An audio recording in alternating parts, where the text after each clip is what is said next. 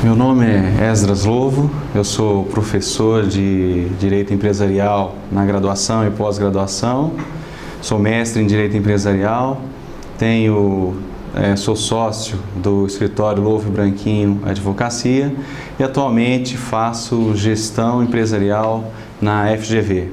Hoje nós vamos falar aqui a respeito de títulos de crédito. Vamos falar da teoria geral dos títulos de crédito, as características, aval, endosso, a diferença entre eles e também trazer os novos aspectos aí do novo Código Civil.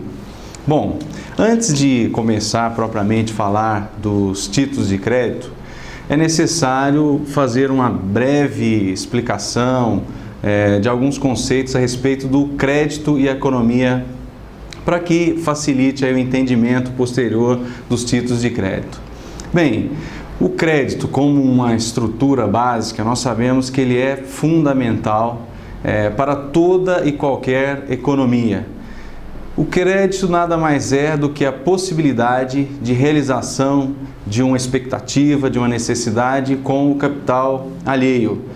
Nós percebemos que a utilização desse crédito tanto pela chamada aí produção quanto os créditos de consumo. Hoje os empresários de maneira geral, o comércio, utilizam desses créditos através principalmente aí das instituições financeiras. Temos ainda os créditos pessoais que sempre foram fundamentais para a aquisição de produtos e serviços quando a pessoa não tem a condição no momento de realizar esta expectativa. Bom, quais são os instrumentos que nós podemos realizar esse crédito? Através dos títulos de créditos, que nós vamos falar daqui a pouco, e também através dos contratos. Bem, assim o crédito ele tem dois elementos fundamentais, que são a confiança e o tempo. No caso do tempo, é óbvio que é necessário para que, se você vai realizar essa expectativa, você faz ali um compromisso e essas prestações se protraem-se no tempo. Já a confiança, hoje, ela não é totalmente um elemento absoluto. Por quê? Via de regra, as instituições ou os credores, de maneira geral, eles exigem uma garantia. É óbvio que ninguém pretende hoje emprestar algum dinheiro, garantir alguma produção, algum crédito pessoal, sem ter alguma garantia. Essas garantias podem ser as pessoais e aquelas reais. Bem, agora nós vamos entrar propriamente no assunto dos títulos de crédito. Para isso eu vou fazer um breve histórico. Como que o homem vivia no passado?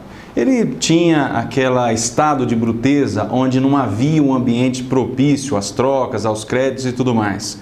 A partir do momento que ele começa a associar-se, reunir-se, ele percebe que fica mais fácil a aquisição de alimentos, a expulsão dos animais e a partir daí nós temos o embrião das primeiras trocas. É óbvio que nesse período nós temos uma chamada economia natural, onde havia as trocas de mercadoria por mercadoria, o chamada fase natural ou o escambo, como é conhecido. No segundo momento, há o surgimento da moeda, ainda que a moeda não metálica, como referência nós temos o gado, o sal, que passaram a servir aí de um balizamento para essas trocas. Ainda assim, era insuficiente para que houvesse um desenvolvimento efetivo de um mercado de maneira geral.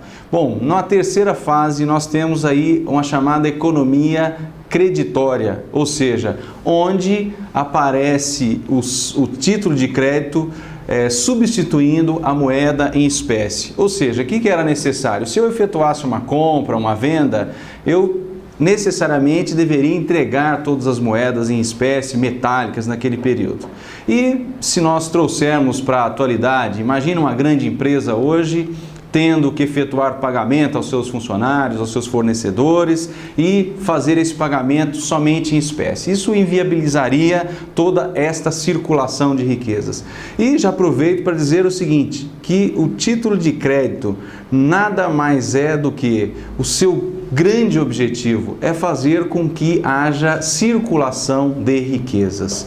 Bom, para que haja esta verdadeira circulação de riquezas, o título de crédito normalmente ele deve estar revestido de algumas características ou princípios aí para alguns autores, para que dê esta validade, esta veracidade, essa aceitação e principalmente a proteção daqueles que vierem aceitar esse título de crédito. Como conceito básico, o que seria um título, ou o que é um título de crédito? Na verdade, ele é um documento formal que confere ao seu portador um direito literal e autônomo. Daqui a pouquinho nós vamos dar sequência a essa explicação. Veja bem, documento formal, nós pensamos aí que o mais conhecido, um cheque, uma nota promissória, uma duplicata, uma letra de câmbio e demais títulos que existem. Que é necessário, o título de crédito ele tem características já definidas em lei e devem obrigatoriamente serem observadas, obedecidas, para que ele verdadeiramente tenha essas validades. Bom, já disse que a principal função do título de crédito é exatamente fazer com que haja esta circulação de riquezas. Vimos também o conceito. Dentro das principais características do título de crédito, eu vou começar, nós temos 4. É óbvio que tem autores que às vezes desmembram isso em outras características, mas os senhores verão que todas as demais estarão inseridas nestas 4 que nós vamos mencionar agora, que são a literalidade, a cartularidade, a autonomia e a abstração. Bem, vamos começar pela literalidade. O que é essa literalidade? Literalidade, nós lembramos daquela frase ipsis literis, ou seja, exatamente conforme está escrito. Então, o título de crédito, ele é literal porque vale somente aquilo que estiver contido na cártula. Se nada, nenhum documento reconhecido em cartório, uma declaração, um contrato tem validade.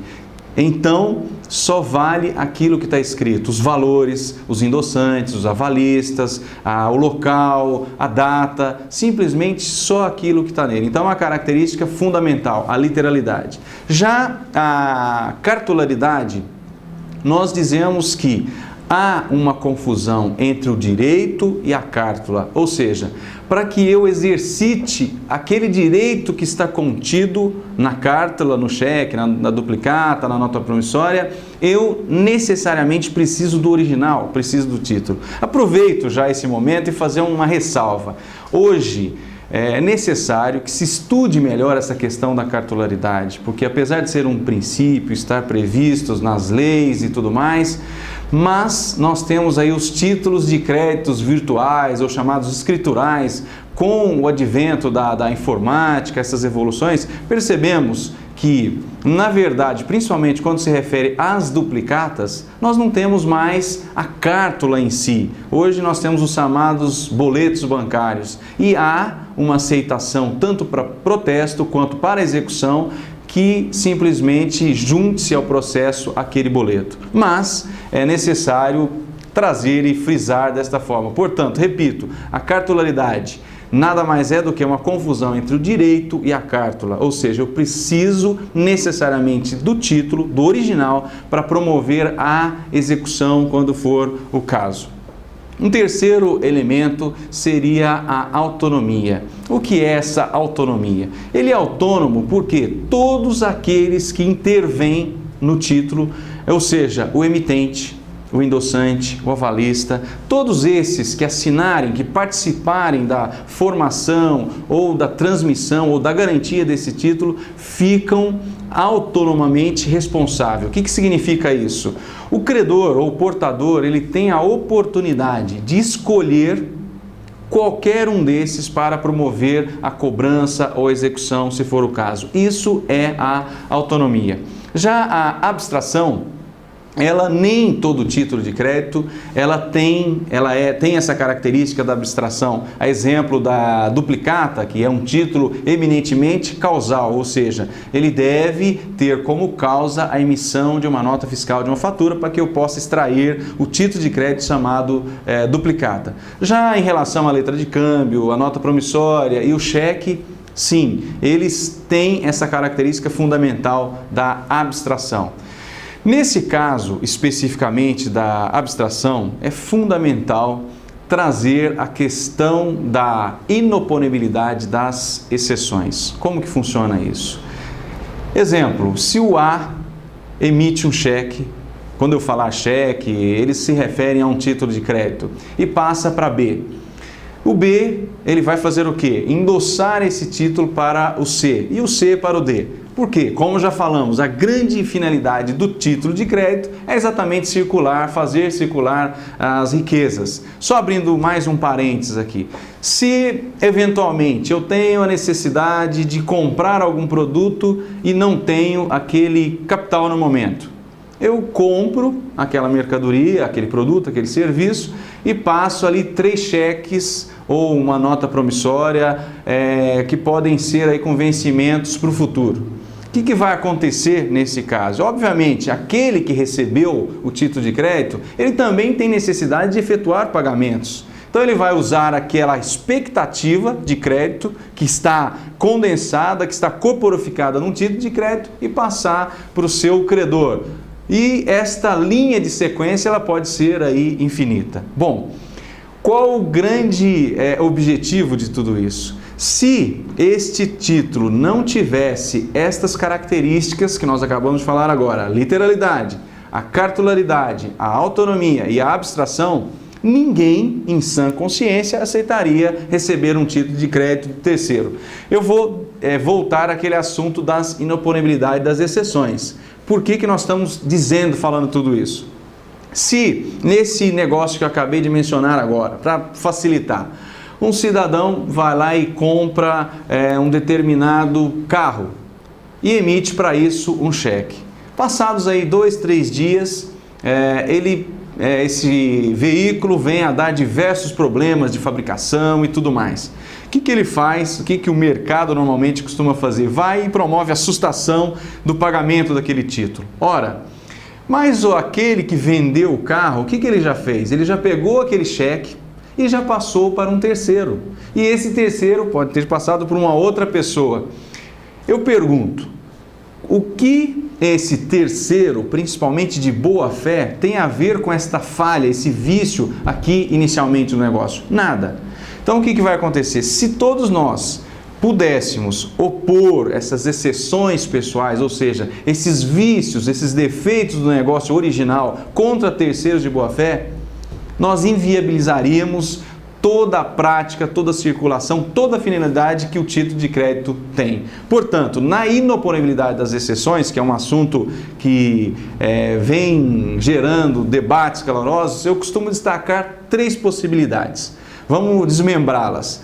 Se esse título de crédito ele circula, ou seja, ele sai daquela relação inicial, daquelas partes iniciais, emitente e aquele que está recebendo, e caminha para um terceiro, o que vai acontecer? Eu posso ter 2 terceiros, um chamado de boa-fé, que tem um desdobramento, e aquele de má-fé, e também tem aquele negócio interpartes. Vamos começar aí pelo terceiro de boa-fé. Se ele recebeu um título de crédito em pagamento, ele é um terceiro de boa-fé, contra ele não é possível opor essas exceções pessoais, esses vícios entre as partes originárias. Volta ao exemplo, se eu vendi um produto e alguém faz um pagamento e esse produto não atendeu às necessidades, eu não posso invocar esses vícios contra um terceiro de boa-fé que estará com títulos em mão. Já no caso do terceiro de má-fé, vamos imaginar a seguinte situação: o A recebe esse título pelo pagamento de uma mercadoria. Obviamente ele sabe que a mercadoria é defeituosa, que o produto tem algum defeito. Maliciosamente ele se usa de um terceiro, esse terceiro de má-fé sabe desses vícios. Contra esse terceiro de má-fé, se, é claro, eu conseguir fazer provas de que há esse conluio, eu posso alegar esses vícios entre as partes contra esse terceiro de má-fé. Já interpartes, ou seja, se o título de crédito ainda não circulou, esse que adquiriu a mercadoria e o que ofereceu a um pagamento, o título ainda não saiu da mão dessas pessoas. É óbvio que se há qualquer falha, qualquer vício nesses produtos, este que foi prejudicado, obviamente, ele poderá opor estas chamadas aí, exceções pessoais.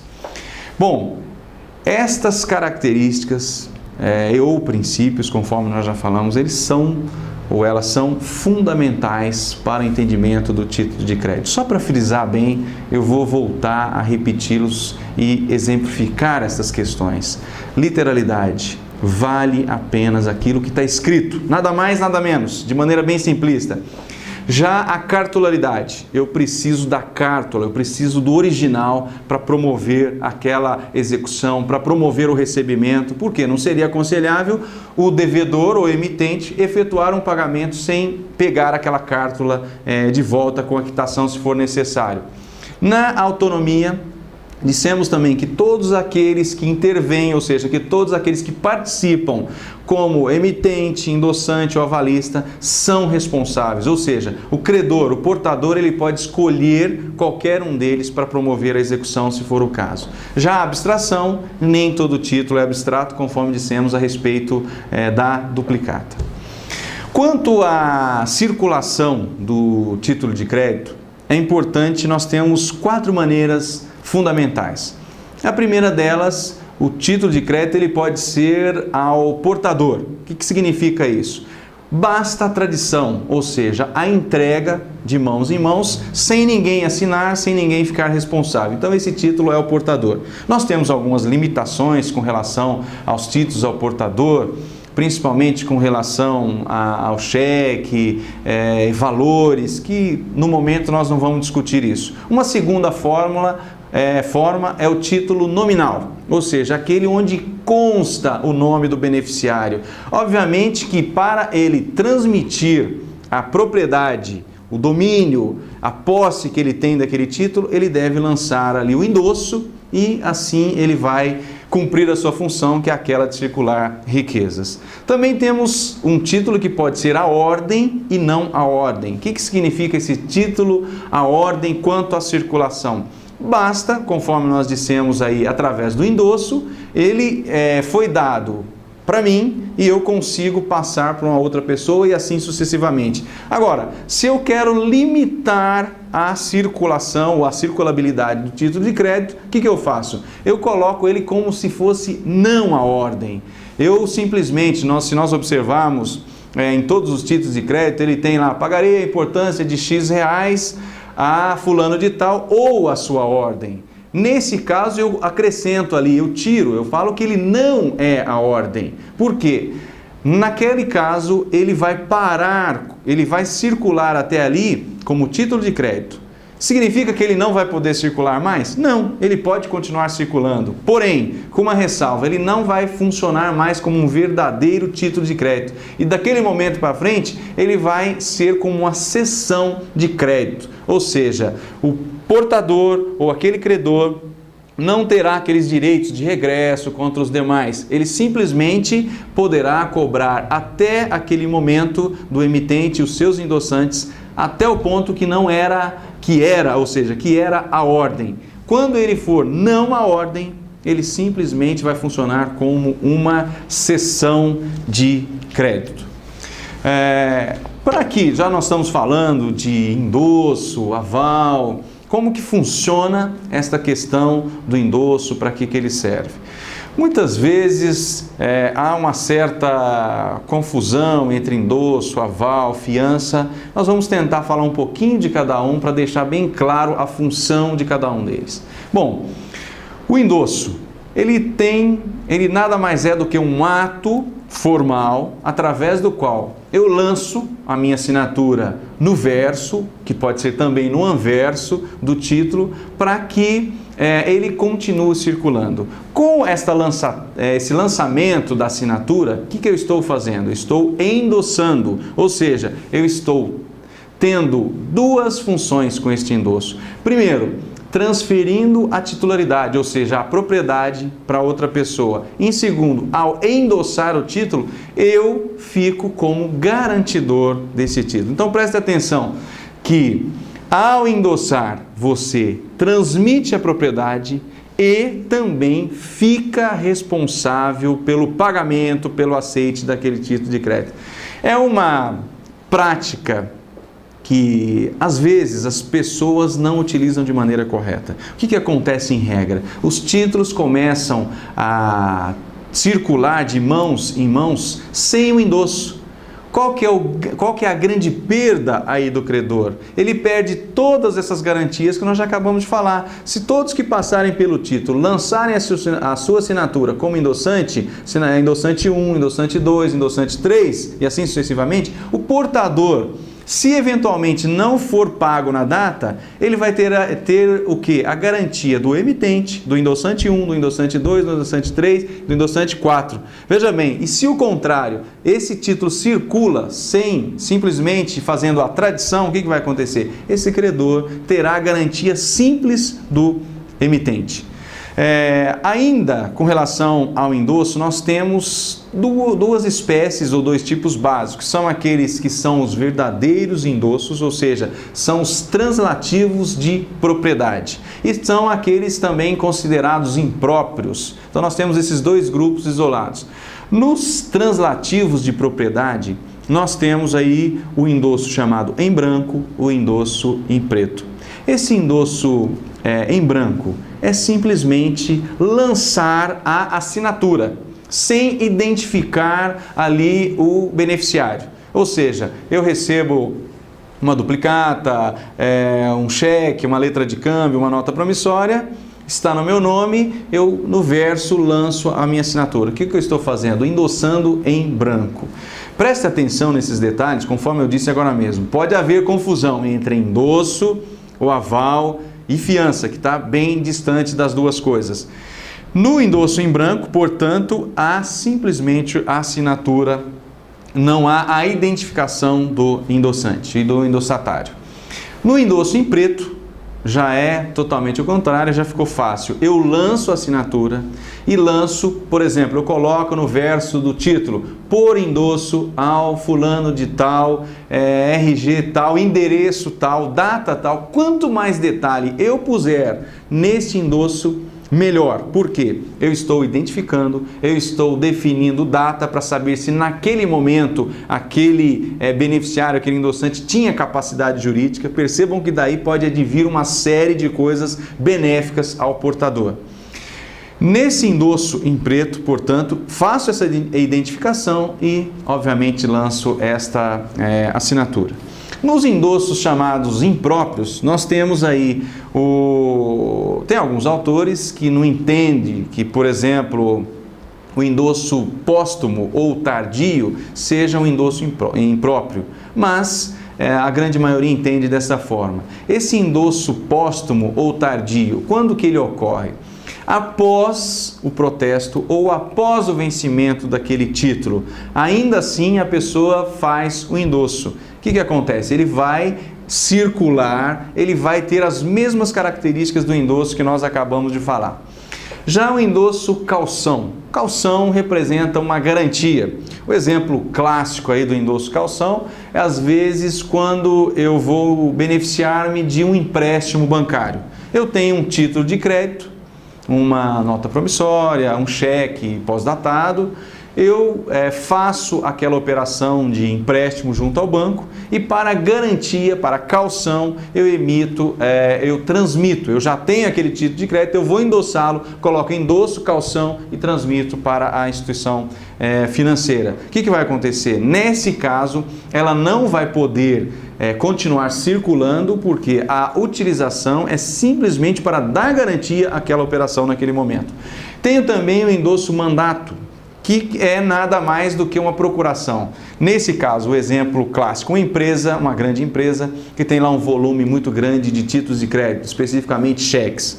O que ele faz? Ele faz um endosso mandato, passando para uma instituição financeira ou para uma empresa de cobrança, para que ela, em seu nome, efetue a cobrança, faça protesto, enfim. Quando eu estou fazendo um mandato, como é sabido, eu estou delegando todos os poderes para o mandatário, para que ele execute em meu nome tudo aquilo que eu poderia fazer.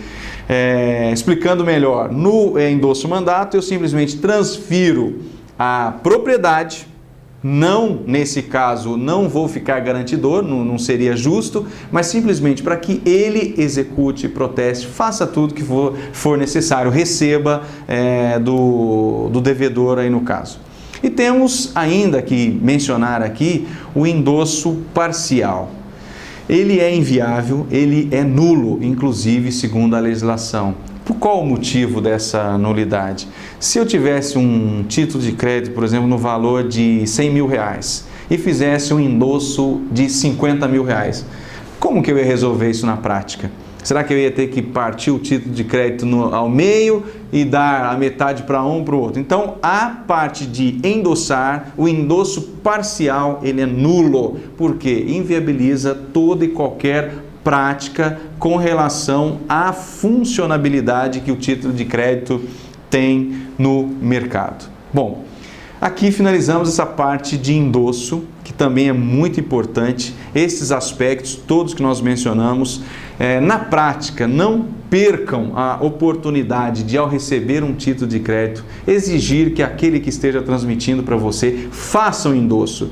Porque ao fazer o endosso, conforme nós já dissemos, ele estará não só transmitindo a propriedade para você, mas também, se houver algum problema na cadeia, ou seja, antes daqueles que antecederam, ou seja, aqueles que antecederam aí ao endossante, você terá eles como garantidores também desses títulos.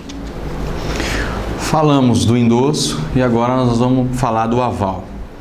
O aval, ele nada mais é do que uma declaração cambial unilateral que torna uma garantia para o título de crédito. É bom lembrar que esta obrigação é autônoma, ou seja, independentemente do que ocorrer no título de crédito, esta obrigação do avalista ela é autônoma.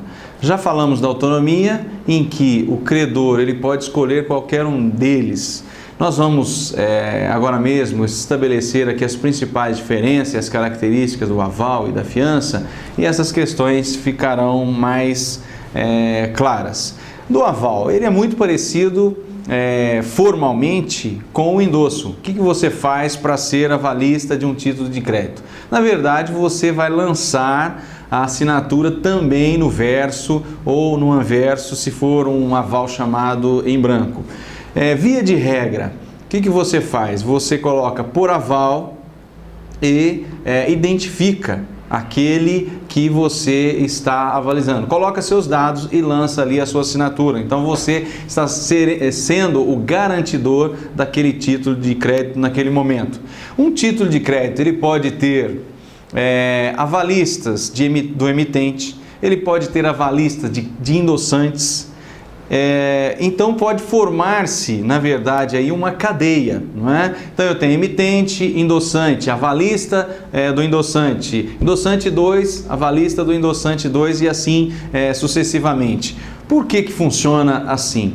Se aquele que estiver recebendo ali o título de crédito naquele momento, ele não conhece o emitente, pode acontecer isso, ele não conhece o endossante, ou se ele conhece o endossante e já sabe que a capacidade financeira ou a capacidade de pagamento dele ou pode estar reduzida, obviamente ele vai exigir um garantidor. E no caso do título de crédito, ele será o avalista. Ele simplesmente vai lançar a sua assinatura e passa a ser um garantidor aí desse título.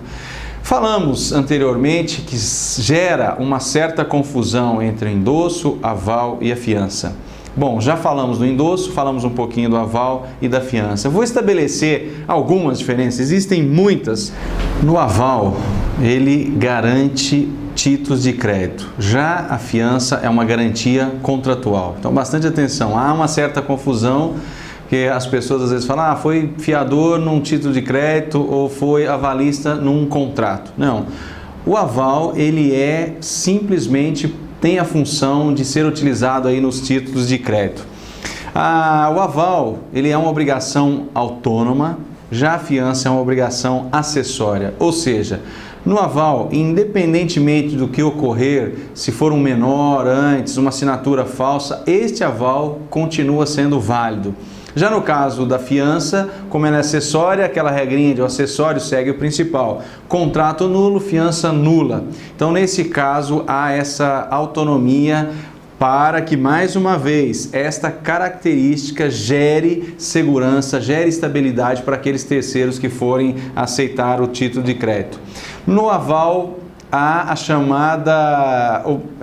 o chamado benefício de ordem, já na fiança, não. O que é esse benefício de ordem? É a possibilidade de, antes de se esgotar os bens daquele que está sendo executado, indicar um outro. Exemplo, se você tem aí um contrato de locação, locador, locatário e fiador, qual que seria o caminho correto? O locador, em caso de não pagamento, ele efetua a execução em cima do locatário. Ao invés de fazer isso, portanto, ele vai e executa direto o fiador. Neste caso, o fiador tem a possibilidade de primeiro falar, não, execute os bens aqui do locatário, se ele não pagar, aí sim eu pago. Já no aval, não há essa possibilidade. Portanto, o portador ele vai poder executar o avalista, independente, ele não pode indicar primeiro os bens do endossante ou do emitente. Ele deve pagar e ficar com direito de ação regressiva contra o endossante ou contra o emitente. No aval, não há necessidade de benefício de ordem, conforme nós já falamos, e nesse caso, o aval não exige a outorga marital ou uxória. Por quê? Já na fiança, sim, se você for casado e for assinar um contrato, ser fiador, participando ali como fiador, naturalmente você deve colher a assinatura do fiador e da sua esposa ou do esposo, se for o caso. Já no aval não há essa necessidade. Bom, mas aí se a mulher ou o marido não assinar, eu vou poder executar inclusive os bens dele? Não, fica aquela limitação, nós temos aquela regra de que se o marido ou a mulher não assinar, a metade dele fica preservada. Vai aqui mais uma sugestão, mesmo no aval, não exigindo a outorga uxória ou marital, o que vai acontecer? Para a sua garantia seria aconselhável colher aí a assinatura. Então, em linhas gerais, nós falamos que o endosso tem aquela função de transmitir a propriedade e ficar também como garantidor. No aval, ele simplesmente representa uma garantia e é autônomo, ele é uma declaração unilateral de vontade. E a fiança não tem nada a ver com os títulos de crédito, ela é simplesmente utilizada para a parte contratual. Com relação aos títulos chamados incompletos, em regra, o que acontece? Quando as pessoas pedem para que você deixe lá uma garantia, um cheque assinado em branco, você nunca faz isso. Ah não, o cheque eu não faço isso. Mas se ele pede para você assinar uma nota promissória, a maioria entende que a nota promissória não tem valor legal nenhum. Ela é um título de crédito, conforme nós vamos ver futuramente. Nesse caso, você assina o título em branco e ele pode circular em branco? Sim, óbvio que ele vai poder circular. Quando da cobrança ou quando do protesto, obviamente ele deve ter que ser completado. Mas ele pode circular. E o que isso representa aí para o emitente? Grandes riscos. Nós percebemos hoje diversas ações em que há os chamados preenchimentos abusivos. Se você assinou um título de crédito em branco, o portador terá a liberdade de preencher valor, data, local, tudo conforme for melhor para ele. Então, outra sugestão, faça o preenchimento, não deixe o título de crédito em branco, porque isso certamente poderá provocar em juízo uma celeuma muito grande e para o devedor, dificilmente ele conseguirá fazer provas efetivas de que aquele valor não seria aquele que o credor naquele momento estará cobrando. Com relação aos títulos de crédito ainda, é necessário falar do protesto. O protesto atualmente tem sido desvirtuado da sua função principal.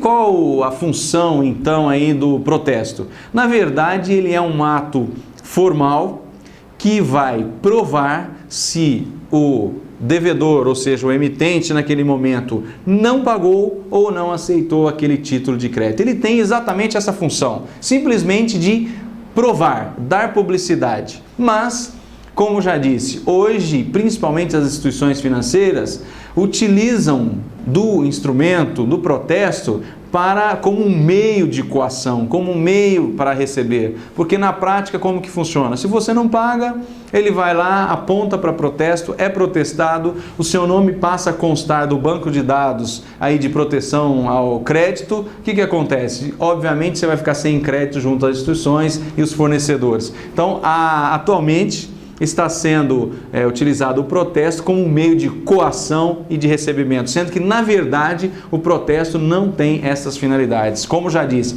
a finalidade é simplesmente dar publicidade, provar que o devedor, ou seja, o emitente, não pagou ou não aceitou aquele título para pagamento. Portanto, o protesto ele é um ato extrajudicial. Justamente ele é extrajudicial para facilitar. Imagine a seguinte situação: se todas as vezes que o devedor, no caso dos títulos de crédito, não pagasse, eu tivesse que ingressar com uma ação judicial para provar, para deixar claro que ele não efetuou esse pagamento, isso inviabilizaria este poder de circulação que o título de crédito tem. Portanto, nesse caso ele é extrajudicial, diferente do protesto judicial, que no artigo 867 do CPC, ele também prevê protesto judicial, que é aquele que você previne, você demonstra uma situação, você prevê que vai acontecer aquilo para resguardar alguns direitos, você faz o chamado protesto judicial, que não é o caso aqui. O protesto convencional, o protesto extrajudicial, esses que são feitos pelos cartórios, em regra, ele é um ato extrajudicial e tem exatamente estas funções. Bom, falamos do protesto. E dentre o protesto, nós temos naqueles casos em que o protesto é obrigatório e em casos que não.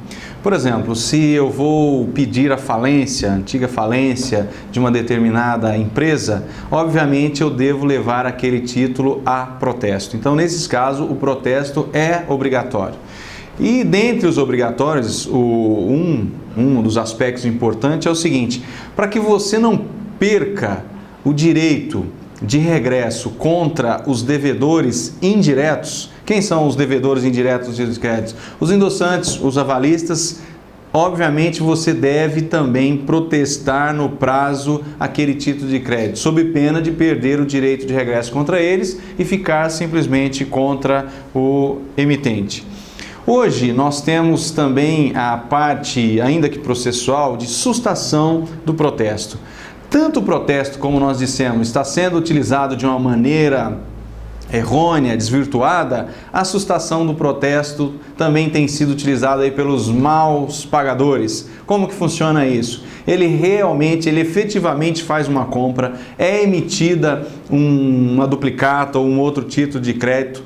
No vencimento ele não paga. Quando é apontado para protesto, o que ele faz? Ele ingressa com uma ação chamada aí, ação de sustação de protestos e evita aquele protesto. E isso gera aí perda de tempo, perda de dinheiro, uma série de inconvenientes. É um outro instituto que deve ser repensado, tanto o protesto em si, quanto a sustação desses protestos, que no meio empresarial, no meio comercial, tem gerado uma série de dissabores. Eu posso, então, se for o caso, se eu já paguei aquela duplicata, se há uma falsidade, se há diferenças, qualquer inconveniente, qualquer diferença que haja naquela cobrança, eu posso utilizar-me desta proteção judicial, que é a sustação do protesto. Ou seja, ele é apontado, eu tenho aqueles 3 dias para que eu promova ali o pagamento, ou faça essa sustação, ou ainda justifique porque não fiz aquele pagamento. E a via, no caso, seria esta sustação do protesto.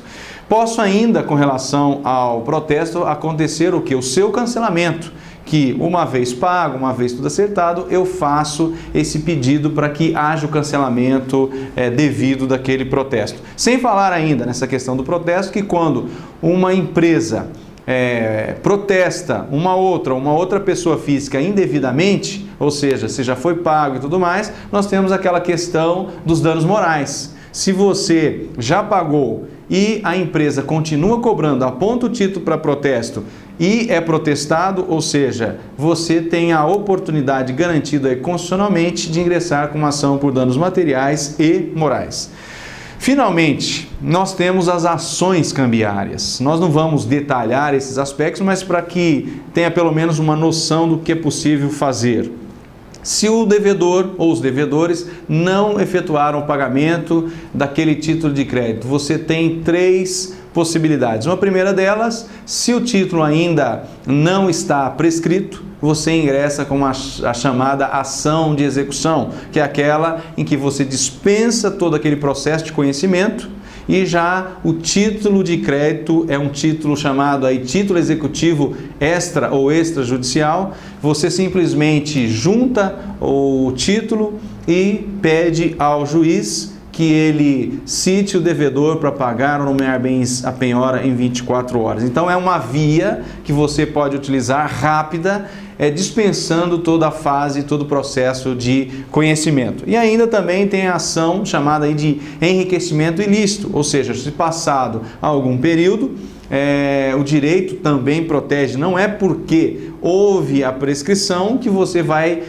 ficar aí sem poder. Nós temos também essa ação chamada de enriquecimento ilícito, onde será uma ação de conhecimento, aí não dispensa a fase de conhecimento, será provado que se ficar daquela forma, há um enriquecimento ilícito. Portanto, ao ter a sentença, a partir daquele ponto nós temos aí um título executivo judicial tendo um valor líquido e certo a ser executado. Temos ainda a ação anulatória de título. Nesse caso, nós falamos agora mesmo, se é emitido um título que está indevido, o devedor não deve aquilo, as mercadorias estão fora das especificações, enfim, qualquer situação que não valide aquele título de crédito.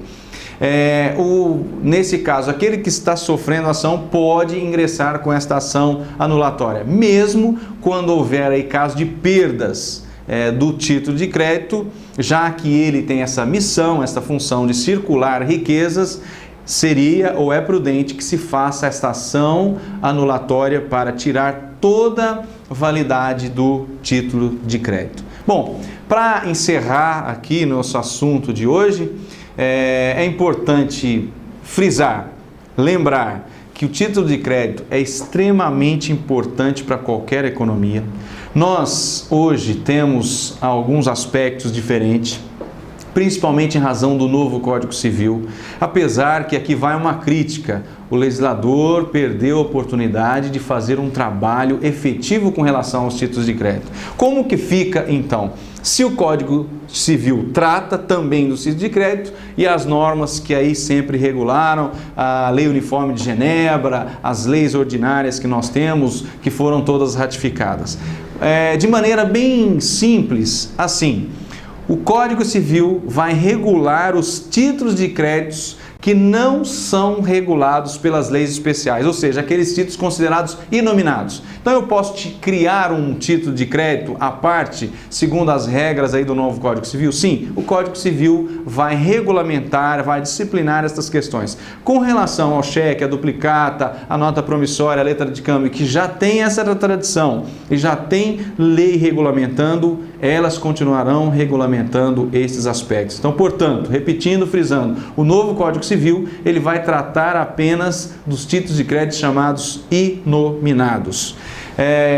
Com relação a todas as características, funções do título de crédito, é bom lembrar principalmente aqueles princípios que são importantíssimos para que os títulos de crédito continuem tendo as funções que sempre tiveram, ou seja, fazer com que há uma verdadeira circulação de riquezas. Muito obrigado.